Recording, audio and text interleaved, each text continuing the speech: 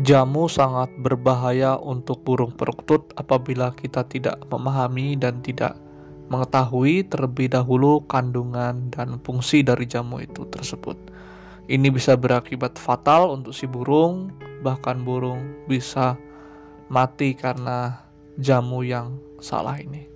Perhatikan video ini sampai selesai. Oke, selamat datang kembali di channel Ruang Burung.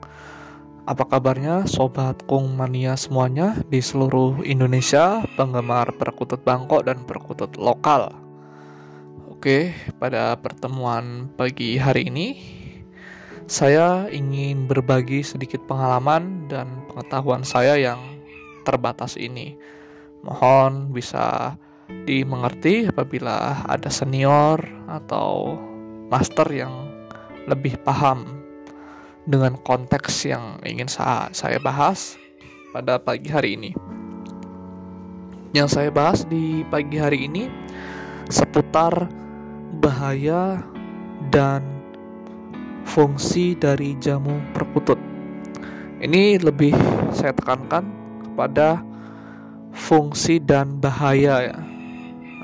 Kalau fungsi itu pasti bermanfaat dan bahaya itu bisa merugikan untuk kita yang mempunyai kelangenan. Terlebih lagi kalau kita mempunyai kelangenan, burung anggungan atau lagi burung kontes yang harganya cukup mahal.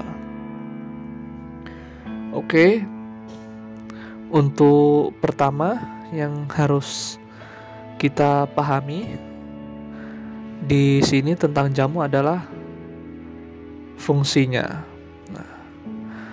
Fungsi ini, jamu ini sangat membantu sekali untuk penghobi burung perkutut. Ini sudah dari zaman dahulu, bila diketahui pada sejarahnya burung perkutut ini sudah dipelihara sejak zaman kerajaan ya. Sejak zaman Majapahit atau bahkan sebelum Majapahit berdiri mungkin ya.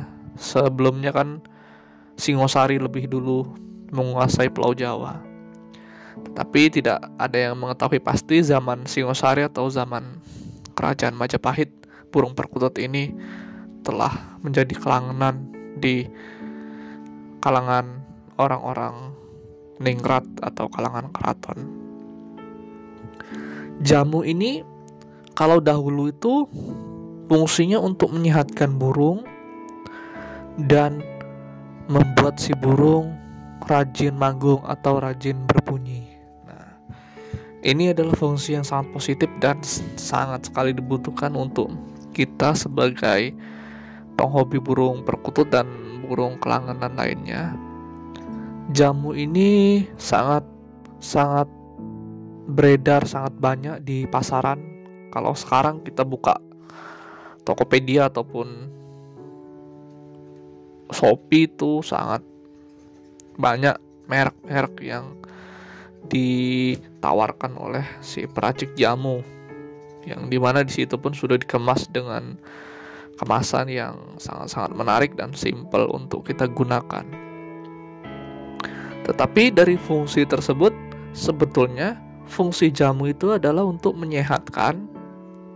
Kalau burung itu sehat, badannya itu enak, burung itu akan senantiasa manggung bunyi untuk membuat si pemiliknya senang. Nah, jadi jamu itu tidak ada yang namanya burung dari hutan kita tangkap kasih jamu langsung bunyi, itu rasanya tidak ada. Kalaupun ada, memang burung tersebut yang mempunyai mental bagus.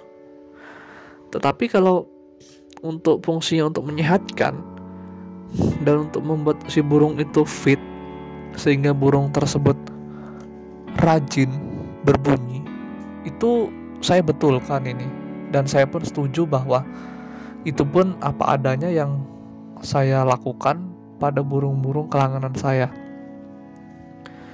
Nah, setelah fungsinya sudah kita ketahui, ini yang sangat-sangat harus kita perhatikan adalah bahayanya atau efek sampingnya.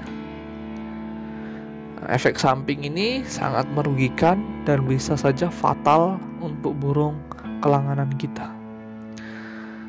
Nah, bagaimana bisa fatal dan bisa berbahaya jamu ini untuk burung perkutut kita?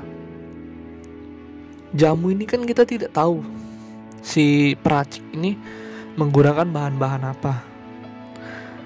Oke, kalau kita ngomong bahan-bahan alami, dari iklan kita melihat burung perkutut membutuhkan asupan nutrisi dan jamu yang bla bla bla. Oke, ya. Nah, tetapi racikannya ini kita kan tidak tahu dia meracik dengan menggunakan apa. Kalau menggunakan rimpang-rimpangan seperti kunyit, jahe, kencur, ataupun bisa juga ditambahkan protein hewani seperti bubuk tepung belut atau udang, bisa juga, itu sangat bagus juga.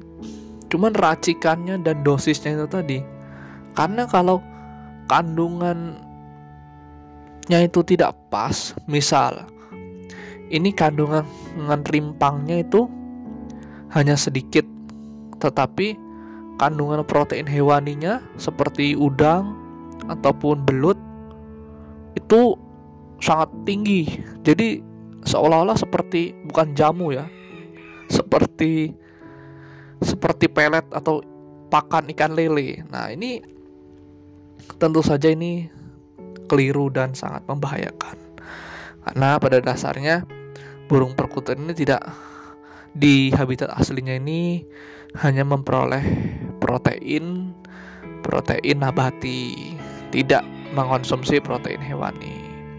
Jadi kalaupun kita berinisiatif untuk memberikan tambahan protein hewani pada racikan jamu itu, kita perhatikan juga itu jamu itu berlebihan atau tidak dalam meraciknya.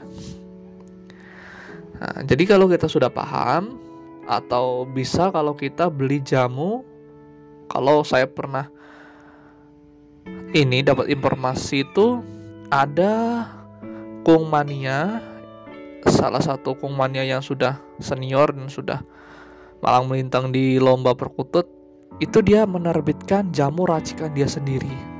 Nah, saya tidak mempromosikan, tetapi cobalah pakai yang seperti itu.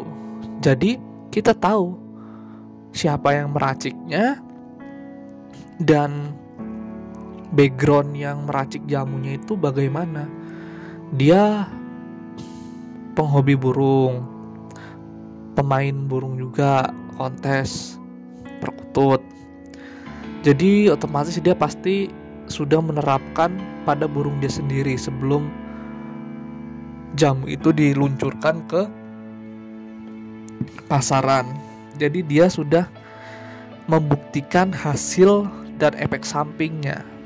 Nah, setelah begitu pasti kita pun sudah percaya, atau dalam arti kita pun tidak khawatir atas racikan-racikan yang ada di dalam jamu tersebut.